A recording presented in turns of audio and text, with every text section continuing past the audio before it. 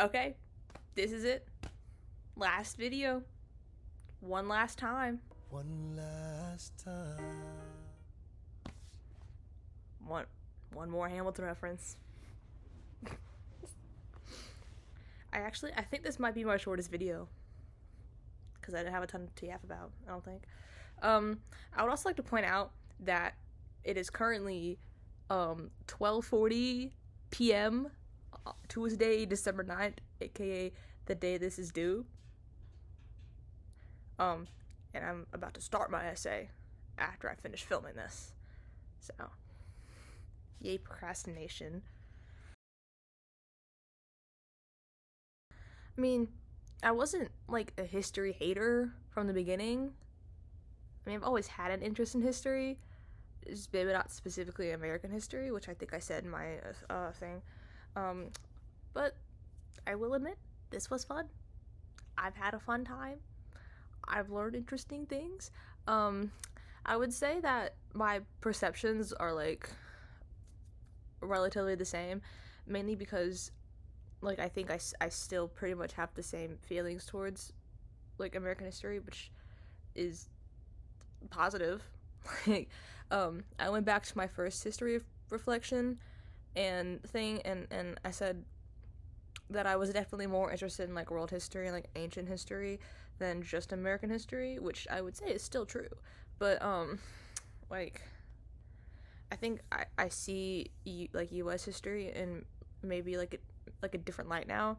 Um, like there's definitely a lot of connections from the early days to like now, which I'll kind of get into later, I guess. Um, which I did touch on that in my initial paper with the Constitution. What am I saying? Where am I? Who am I? But yeah, overall, I mean, this class like it didn't make me hate history, so plus for that. No, but really, really, really. I had fun. I think this was a valuable class. I think I learned, which I'm gonna talk about a little later. You know, I think there's some skills that I like learned gained skills that I gained and things that I learned. Good class. However, I will admit, I did I kind of forgot to do the course evaluation that you begged for. I totally meant to do it, full intentions of doing it, and then I got busy and I forgot. Oopsie. Um, I don't really know what to. I mean, I feel like I got my point across. I mean, nothing. I don't think much really changed. If anything, um, yay U.S. history, a little bit. Again, I never hated it in the first place, though. So, um, I'm gonna cheat just a little bit, and I think I'm gonna kind of use the same example from my first reflection or whatever it was called, and talk about the Constitution, or more like how divided the states gets, states' rights versus government, federal rights or whatever, federal power. That makes sense. I know this is from the end of the class, but kind of leading up to the Civil War, you know, some of the states, the South wanted slavery, while the others didn't, and it kind of caused like this huge divide within the states, and ultimately led to the Civil War, not the Marvel one. This kind of divide can be seen with several topics. Excuse me. Today, I think like the biggest like most broad scale would be the like liberal versus conservative slash Democrat versus Republican argument. I think politics today, and by today I mean like the last couple of years mainly, it's become like way more like, prevalent. Like people will end friendships and relationships over political opinions, and in a way that I don't think people used to do, at least not for like a while. Although like I don't, I mean I don't think I've been alive slash like aware long enough to really um know how accurate that statement is. I only became aware of politics like a couple years ago, so I don't know. But on a smaller scale, I guess individual states fight over like what should or shouldn't be legal in their state and what is or isn't constitutional. And interestingly enough, that in itself is also typically like a Republican versus like liberal Democrat fight. Like, for example, something this I used this in my other paper, sue me. The argument over abortion. I think most of the states that are like vehemently against it are typically like the red Republican states, while the states that still allow it or even offer like safe haven type things for it are typically the blue liberal states. And I think the same can be said for the argument of legalizing marijuana. The states that are against it are typically like the more conservative states, while the states that allow it are typically the bluer liberal whatever states. Also, gun control, and pre-2015, different topic, pre-2015, I think it was mostly the blue states that were the first to legalize gay marriage, while typical red states were the last to legalize it, like Alabama, Georgia, Texas, Tennessee. And speaking of red states, if you take a look at like which states are typically red states or historically red states, it is similar to the states that were back in the day, the South / the states that were like pro-slavery back in the Civil War. And not that I'm saying that all Southerners like want slaves now.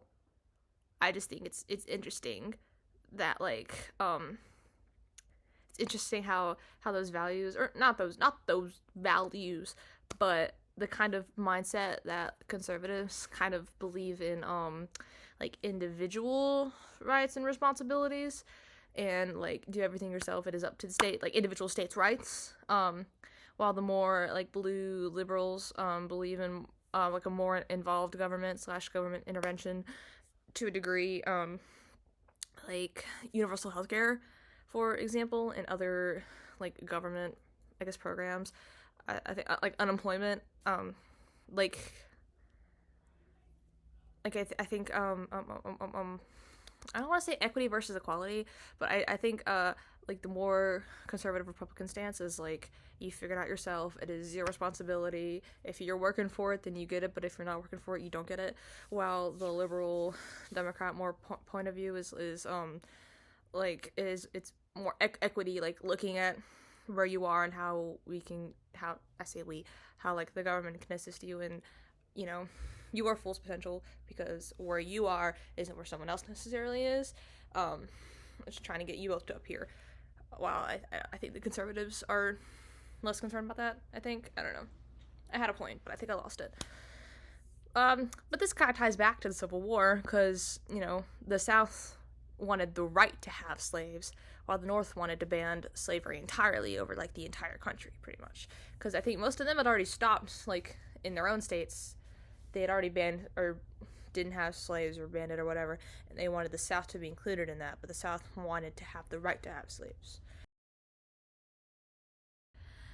I think the whole, like, primary sources thing, like learning how to figure out if they're reliable and how, like, to think from someone else's perspective, to understand, like, what they're saying, and why they're saying what they're saying, and maybe figure out, like, what they're not saying, like, reading in between the lines. Like, the first two that we read, I don't remember either of their names, but, like, one of them was from, like, the first, like, guy to go and be with the Native Americans, and he was like, they're giving us food, the savages, and they're doing their rituals, and they have really big strawberries. But then the other guy that was there later, he was like, we're starving, and we're eating bread soup or whatever, and everyone's dying. Please get me to go home. Like, you have to look at both sides, because everyone is kind of biased in their own writing. And, like, you have to use context clues to figure things out. there's also there's like a research element also that I think is important. Lots of like, because like you have to find like reliable ones and stuff. That's important. Lots of critical thinking. If we're trying to connect this to my major, being able to step back and kind of put yourself in someone else's shoes could be really important for like an occupational therapist, in the sense that you need to kind of understand someone else's mindset, and to properly help them and to like see where they're coming from. Another skill that I enhanced, although wasn't exactly intentional, I think I've improved my video skills, my editing skills. I think they've improved.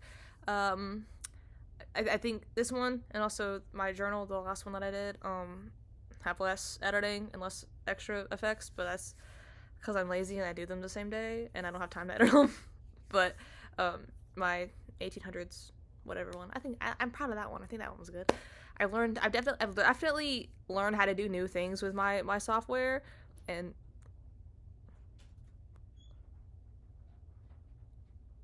I'm doing things.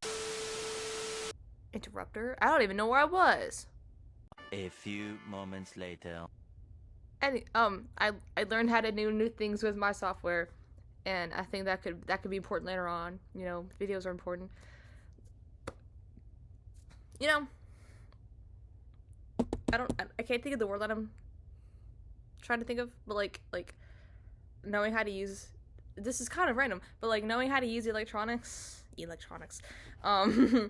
and various like softwares is becoming like increasingly important nowadays, because I think technology is just really like necessary and important. And honestly, I think being able to edit things could be more handy than I expect it to. I don't know if that makes sense. That's just me yapping.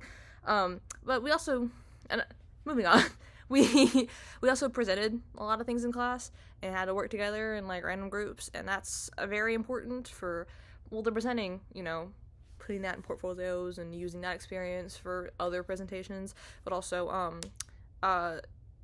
being able to like get up and explain something to a group of people is important in most careers, because some level of teamwork is required in like all careers, and you're gonna have to explain something to someone at some point. So yeah, useful skills.